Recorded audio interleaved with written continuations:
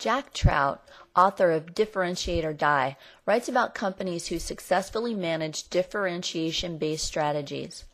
Once upon a time, there was a company called Emery Air Freight.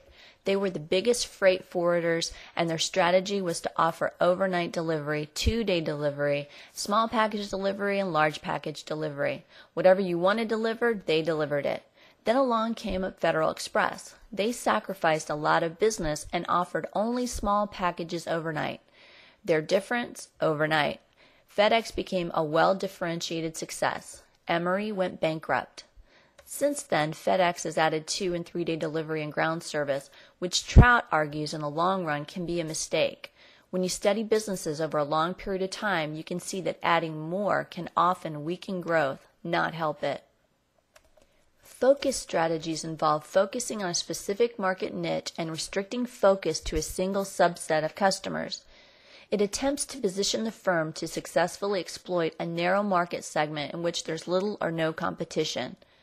Focus strategies generally emphasize a single product or service, limit the market to a single geographical region, and concentrate on superiority of product or service and avoid head-to-head competition with large firms. Some advantages is that niche market shields a company from direct competition and can allow development of unique expertise.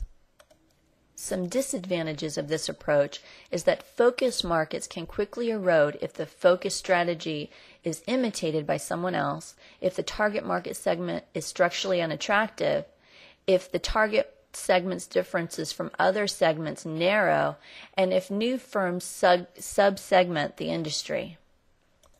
Focus strategies can be effective in both domestic and international markets. Small firms are predicted to see rich opportunities in the future, at home and abroad. However, new ventures in general often fail because of poor market positioning or lack of a perceived advantage by customers in their target market. To minimize the chance of failure, an entrepreneur should consider the benefits of exploiting gaps in a market rather than going head-to-head with competition. Many entrepreneurs have focused on market niches, and their creative efforts illustrate just how well these strategies can work. Selection of a very specialized market is, of course, not the only possible strategy for a small firm. Nevertheless, focus strategies are very popular among the category of enterprises.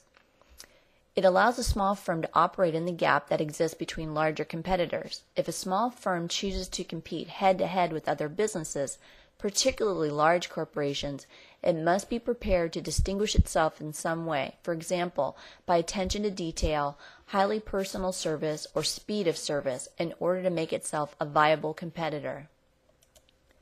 Those firms that adopt a focus strategy tread a narrow line between maintaining a protected market and attracting competition. Entrepreneurs must be prepared to face competition if their ventures are profitable. Thank you so much for viewing this presentation on Getting Started, and I look forward to reading your work for this chapter.